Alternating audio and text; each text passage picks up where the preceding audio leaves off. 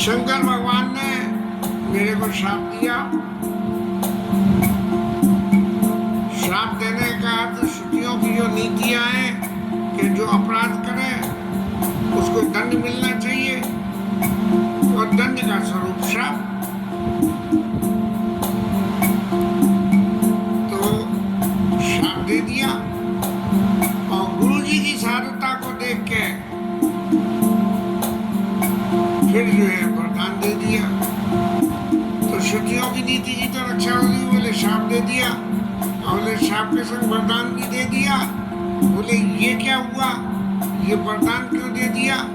बोले ये गुरु जी की वजह से दिया। गुरु जी ने ये दी, गुरु जी ने एक ही बात कही थी, एक कर होई परम कल्याणा सोई करम वो कमाने जाना। इसका पर आपने श्राप दे दिया, कोई बात नहीं, भूल इसने करी है, लेकिन श्राप देने के बाद भी इसका कल्याण हो, ऐसा कुछ आप अब करिए। और शंकर बाबा ने बहुत सारे वरदान दे दिए, जिनकी जिक्र आ चुका है। अब उनमें एक वरदान ये भी था कि जन्मत मरत उसे तो कोई यही चल हो गया, कोई नहीं सोई, और 1000 जन्म ये पाएगा तब तक जो है ये श्राप लगा देगा, लेकिन जन्मत मरत उसे तो कोई दुख होगा नहीं, तो जो है कोई दिक्कत ही नहीं बची।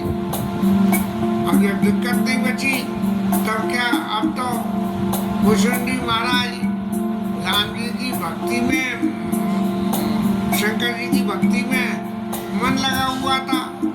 तो जहाँ जो इच्छा करे वो मन माई, हरि प्रसाद के जो दुर्लभ नहीं, जो कुछ भी इच्छा करोगे वो कोई दुर्लभ नहीं होगी। बोले महाराज आज तो त्र्यंबकेश्वर के दर्शन हो जाए, तो पता लगा त्र्यंबकेश्वर महाराज के दर्शन हो गए। गरुड़ जी को अच्छी तरह से समझा के बार बार भुसुंडी यही कह रहे हैं कि गुरु यदि कृपा करें तो सब कुछ संभव है। और मैं फिर गुरु जी तो अपने घर गए, और मैं वहां से अपने घर को चला, और मन में विचार करते करते बोले ये सब अध्याय तो हो गया, अब शंकर जी का श्राप लगेगा तो सांप बनेंगे, और सांप का शरीर छोड़ के फिर दूसरा शरीर ले लेंगे। ज्ञान तो मिटना नहीं था, कबने जन्म मिटे ही नहीं ज्ञाना, और सुने ही शुद्ध वचन प्रमाणा। ये मेरे प्रमाणित वचन है कि किसी भी जन्म में ज्ञान तो तेरा मिटेगा नहीं। अब जब मिटे ज्ञान नहीं मिटेगा तो चाहे कुछ भी कर लो, माने कहीं भी जाओ और जाने में बोले खर्चा पानी तो कुछ होगा नहीं तुम्हारा, कहीं ना कहीं से कोई ना कोई प्रबंध होता रहेगा, तो कहीं भी जाने में क्या बुराई है। और ज्ञान तो ऐसा धन है कि इस धन का तो जितना उपयोग करो उतना ही और बढ़ता चला जाता है। तो मैंने तियग देव नर जो तनु धरऊ, मैंने तीन योनि में देवता, मनुष्य और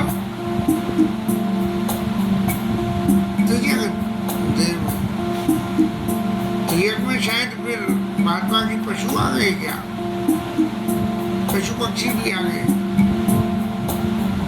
मैं कोई भी शरीर चाहूँ वो धारण कर लूं, और धारण करके क्या हो कहते थे राम भजन अनुसरण। अभी तक तो शंकर जी का भजन करता था, लेकिन अब शंकर जी ने कही हाँ तो मैं राम जी का भजन करने लगा।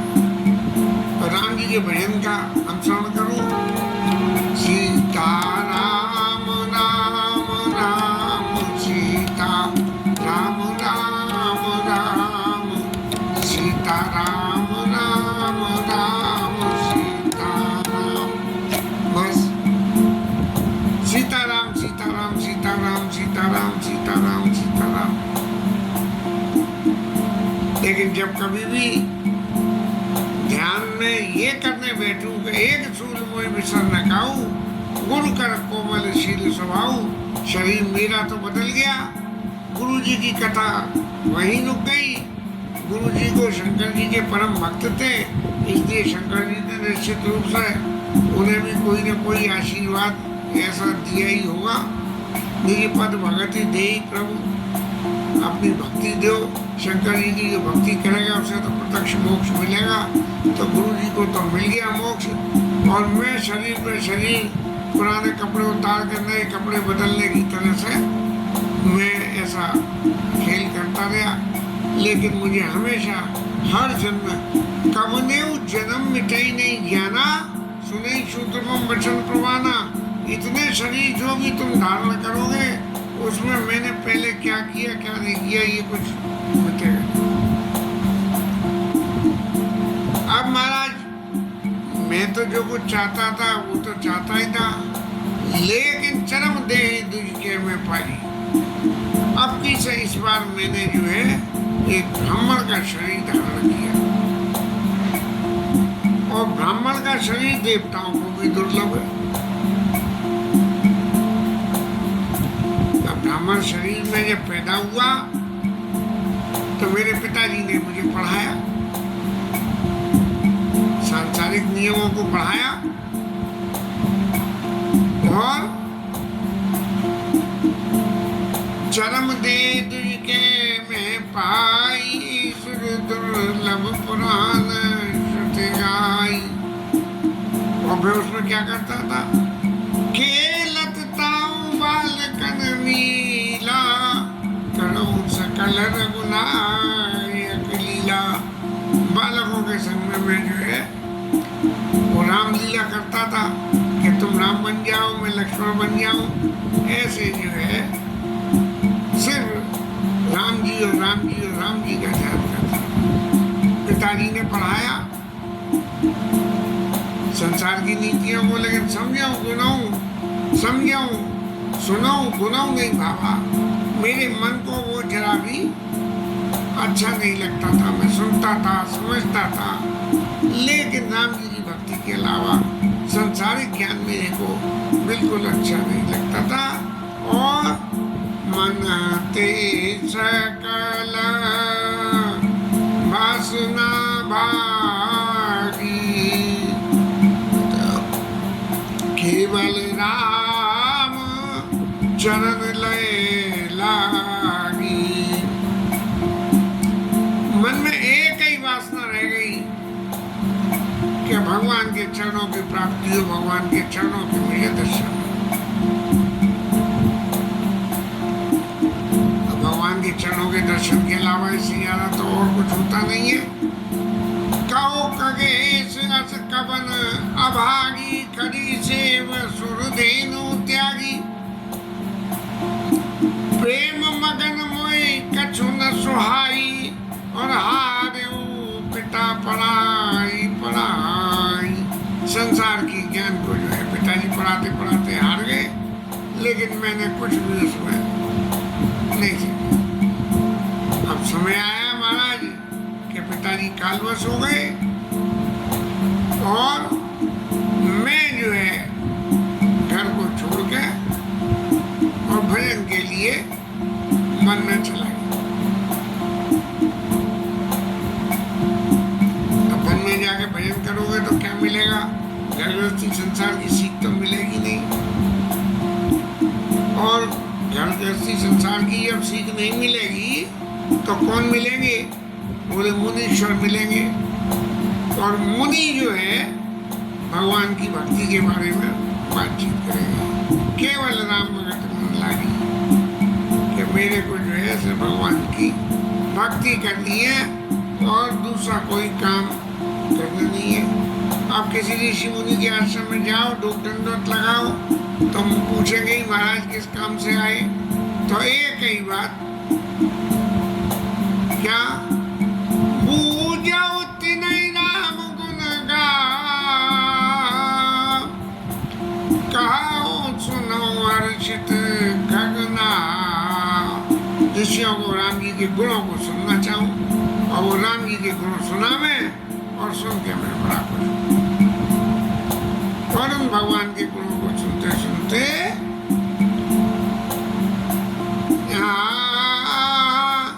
छूटी त्रिविध ईशना गाड़ी एक लाल सा और अति भारी। भगवान के गुणों को सुनते सुनते अब तो मन में सिर्फ एक ही बात आ गई कि जिसमें इतने गुण हैं तो अब तो उसके दर्शन हो, कैसे ही हो लेकिन भगवान के दर्शन हो। और जब भगवान के दर्शन होंगे तो भगवान के चरणों के दर्शन करके मैं अपने इस जन्म को सफल मान लूंगा।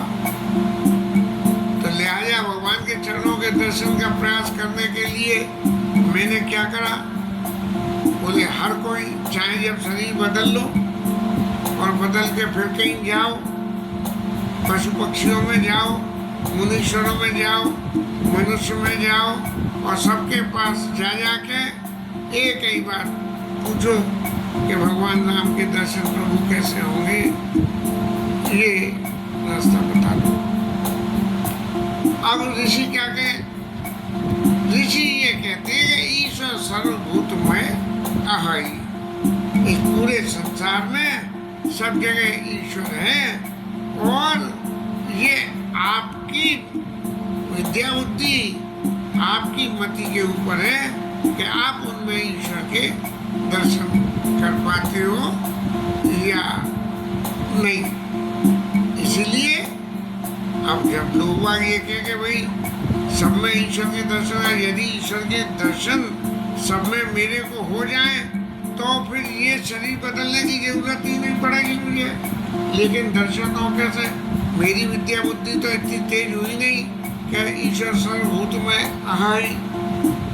और इसका नाम मुझे महाराज ने निर्गुण मत कहा कि ऋषियों ने लगे ईश्वर तो सर्वभूत में है लेकिन तुम चाहो तो दर्शन कर लो। लेकिन मेरे को उनकी कोई भी बात समझ में नहीं आई। क्यों कि गुरु के वचन सुरति करा, राम चरण मन लाग, रघुपति जस खावत फिरऊं, छन छन नव अनुराग। गुरु जी के वचन मुझे अब भी याद आते हैं कि महाराज शंकर जी राम जी का भजन करते हैं। इसलिए मेरे को राम जी के चरणों को कैसे ही मेरे को दर्शन करने को मिल जाए, ऐसा मन में करके और मैं क्या करूं कि रघुपति जस गावत फिरूं, भगवान राम के यश को मैं गाता हुआ जहाँ जाऊं, जहाँ बात हो वहाँ राम जी के जो है यश को गाऊं और सुनूं और सुनाऊं, उनसे सुनूं और मैं न सुनूं। अब सुमेरु पर्वत की किसी शाखा के ऊपर, सुमेरु पर्वत पे एक लोमश ऋषि, शायद हो सके कि लोमश का अर्थ वैसे तो मेरे ख्याल से शायद लोमड़ी होता होगा, लेकिन किसी भी कारणवश महाराज उनको उनका लोमश नाम दिया हो, वो वहाँ बैठे थे। मैं उनके पास गया, उनके चरणों में सिर नवाया और बड़ी दीनता से कि महाराज बड़ी बड़ी जगह डोल डोल के आया हूँ और बड़ी बड़ी जगह पता करके आया हूँ, प्रभु आपको कोई ऐसी रास्ता मालूम है हो कि मुझे राम जी के चरणों के दर्शन हो जाए तो कृपा करके मुझे जरूर बताइए। सोने मम बचन विनीत मृदो, मुनि कृपालु खगराज, मोहि सादर पूछत भयो, तुम प्रभायो के ही काज। राम जी का गुण में उन्हें सुनाऊं और उनसे सुनो, बोले क्या कारण से आए हो। तब मैं कहा कृपा निधि सर्वज्ञ सुजान, आप सब कुछ जानते हो, आप सुजान हो, चतुर हो, इसलिए क्या करो महाराज, मैं सब जगह गया, सबने यही कहा निर्गुण मत, लेकिन सगुण ब्रह्म अवराधन मोई कहूँ भगवान, कि मेरे को जो है सगुण ब्रह्म का आराधन कैसे हो, ये तो मेरा मन सगुण ब्रह्म में लगता है, निर्गुण में नहीं लगता है। तब लोमश ऋषि ने भी भगवान राम के गुणों का गान किया और मैंने उन्हें सुना। अब लोमश ऋषि तो ब्रह्म के ध्यान में ब्रह्म का प्रत्यक्ष अनुभव करने वाले थे। जब उन्होंने देखा कि ये सगुण ब्रह्म अवराधन के लिए बात कह रहा है, तो इसका मतलब इसके अंदर ये भावना सगुण ब्रह्म की जागी, तो इसका मतलब ये अधिकारी तो होगा। इसीलिए लोमश ऋषि जो उपदेश करने लगे, बोले तुम तो परम अधिकारी आदमी हो, लेकिन भगवान को जानने से पहले भगवान के गुणों को जानो और उनके निर्गुण मत को समझ लो, तब उसके बाद फिर सगुण मत पे आना।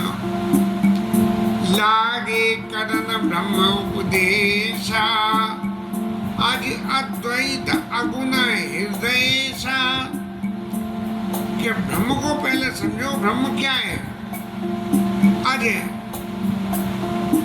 मैंने हमेशा से ही है, अद्वैत है, उसके बराबर दूसरा कोई नहीं है, अगुण है, कोई प्रत्यक्ष में गुण नहीं दिखता, और हृदयसा, हृदय में निवास करता है, अकल है, माने अकल माने जिसको कुछ करना नहीं पड़ता, अनी है जिसको कोई व्याप्ता नहीं है, अनाम है, नाम भी नहीं है, अरूपा है, ब्रह्म का कोई रूप भी नहीं होता, और अनुभव से पकड़ में नहीं, अनुभव गम्य अखंड अनुपा, वही निर्गुण मत की सारी बात है। लोमश ऋषि ने कही, मन गोतीत अमल अविनाशी, निर्विकार निर्विधि सुख राशि, सब मन से सबसे बहुत परे जाके, और उसका सबसे बड़ा गुण क्या है, सोते तो ताई नहीं वेदा, और बार बीच वही वेदा। मैं वेदों का मत तुम्हें समझाता हूँ कि तेरे में और ब्रह्म में कोई अंतर नहीं है। कैसे कि जैसे भंवर और पानी, भंवर भी पानी की बनी होती है और पानी तो पानी है ही, ऐसे ही जीव और ब्रह्म में कोई फर्क नहीं है।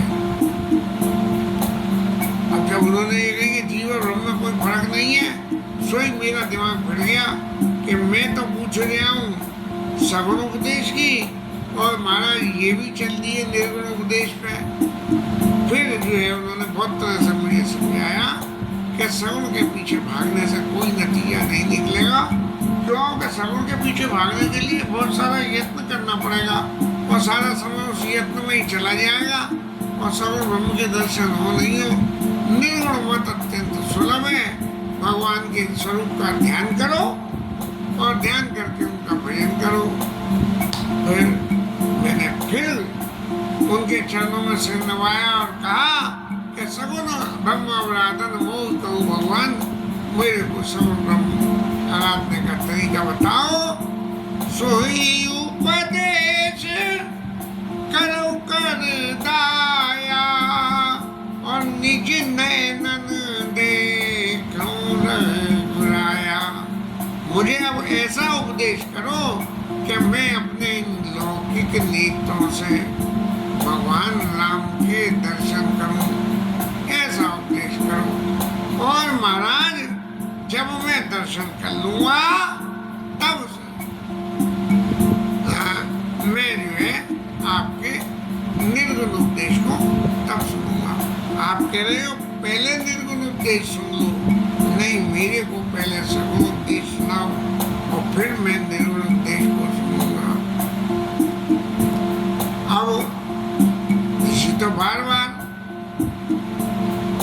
पुण्य पुण्य कई यानी कथा अनुपा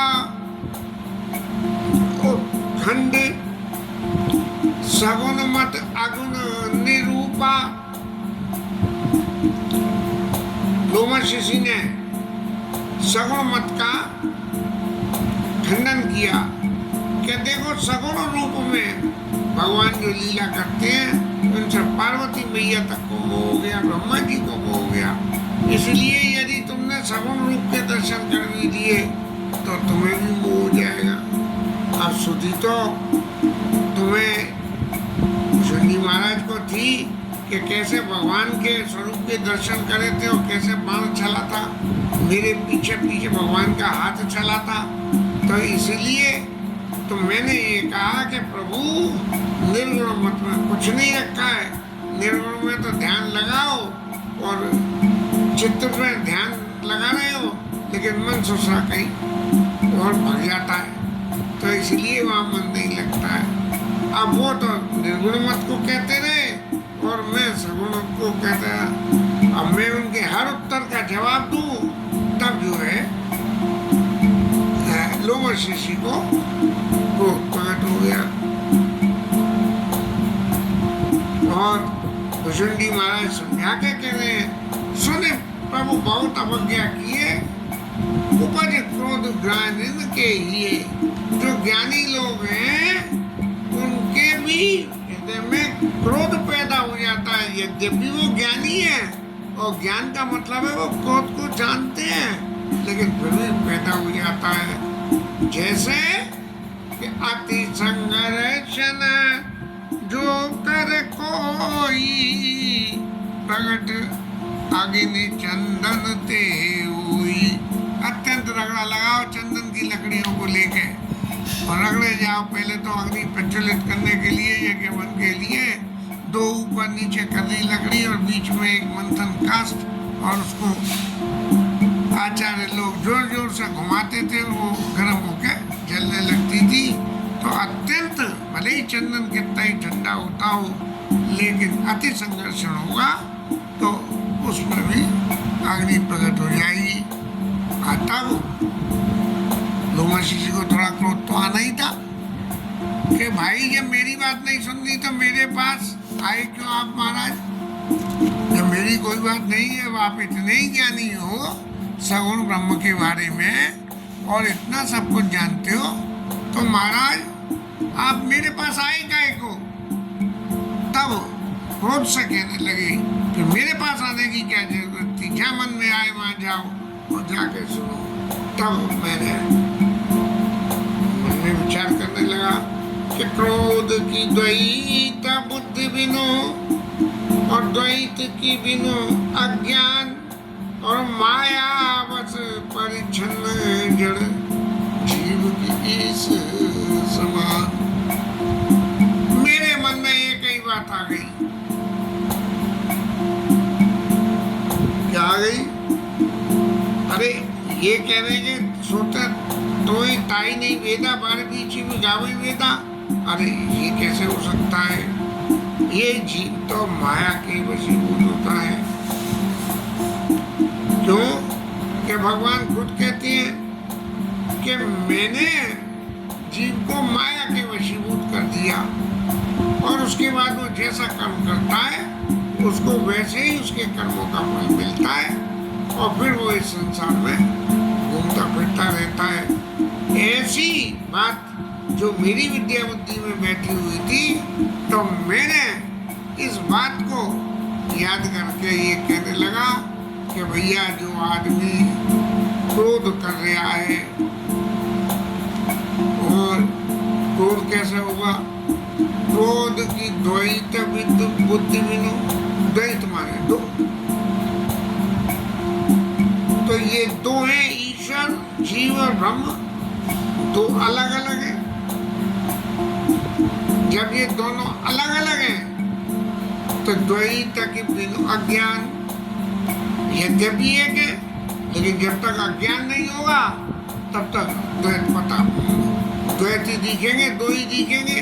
आंख में दोष हो जाए तो दो चीज दिखने लगती है उंगली लगा के, तो वो जो है अब दोष निकले नहीं, अज्ञान है। अज्ञान से ईश्वर और जीव अलग अलग दिख रहे हैं, कह ये रहे हैं कि ये कहिए, लेकिन नहीं, इसका मतलब ये महाराज अज्ञानी भी है। माया वश परिच्छन्न जड़ जीव की ईश समान। जीव जब भगवान की माया से घिरा हुआ है तब तक जो है जीव ईश्वर के समान हो ही नहीं सकता।